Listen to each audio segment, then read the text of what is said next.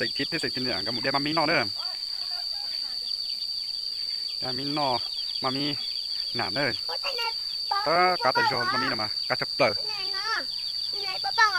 สิบกว่าเดที่ตรงกลางไม่เท่าที่เตะตุ้งชง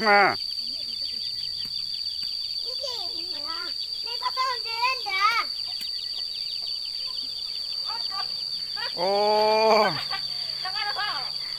เก่งเกียตัวปอนเนี่ยเราจะต้องเด็ดสิบปุโสจนตรงน่ะจะจ่ายน้องเกจะมามีแต่เธอปลางเลยเราหายเลยเด้อโอ้ลองก็กระผิดนิดนึงก็ใช่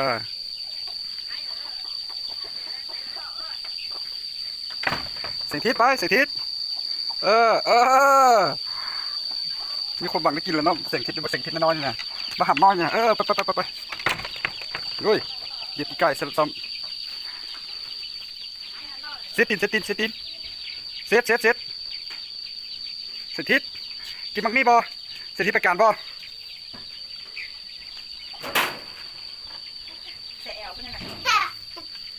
เซตทิศนี่ทิศโอ้น้ำปลาใสก็อยากกินเลยได้ปาดกำลังจะปาดเด้อเขาหน่อยย่านเนาะตอนยาวมาถึงแล้วแม่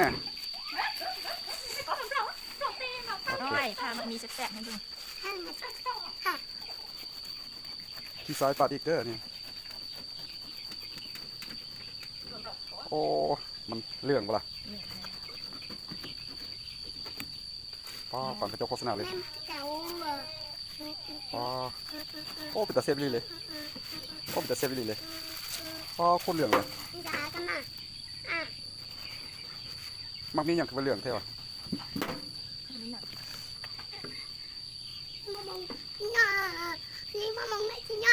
มันมีลูกจริง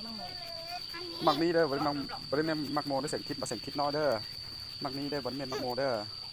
ประจับเสียงทิศมือไรแม่ตัวนี้แม่จะได้กิน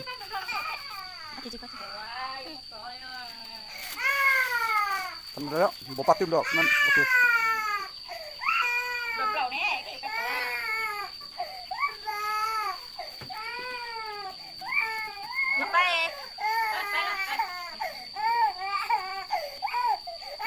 จะก็มาลูกพ่อลูกพ่อกินมันนี่กินไหมโอ้ให้อยากกินแล้วเด้อนี่นะเดี๋ยวกินมากนะลูกกินไปบ้าคนเหลืองเนี่ยฉันอยากกินที่ซื้อเด็ดได้ขาดอยากกินนี่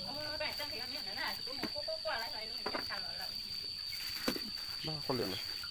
จะเสร็จดิยาอะไรอันนั้นบุปผาไหมยานั่นนะบุปผาอะไรนะโอ้ปัดทิศบุจับทิศมือทิศลูกบุจับไหม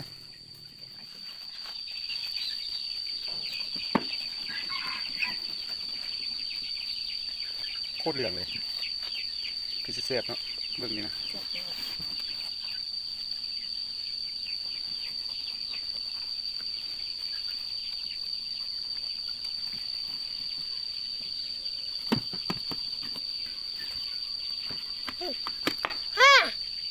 เดี๋ยวดิโอ้เดี๋ยวดิโอ้ไอ้เดี๋ยวดิโอ้ต่อได้จับติดมือลูกเลยติดมือเลยก็เพื่อนนะไม่โอ้ไรกันไม่เอา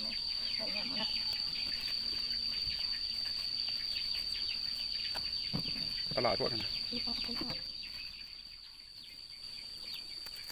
โอเคเสร็จเปลี่ยนกันดิไหมเล็กน้อยมาดีแล้วเอาถุงยางมาเซ็ตถุงยางเสร็จแล้วสะอาดแล้วกินถุงยางไม่ไหม้นะไม่ต้องเอาถุงยางเปื้อนนะ3 แม่ลูกนี่กินจริงจังอีลีโอ้เส้นแซ่บ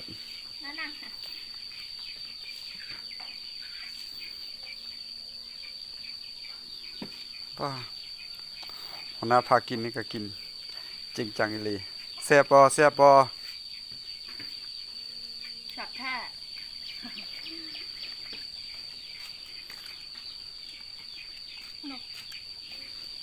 แสงทิศนี่ไอ้ ทิตย์บ๊ายบายก่อนบ๊ายบายพอแค่นี้ก่อนบ๊ายบายเจอกันคลิปหน้านะจ๊ะบ๊ายบาย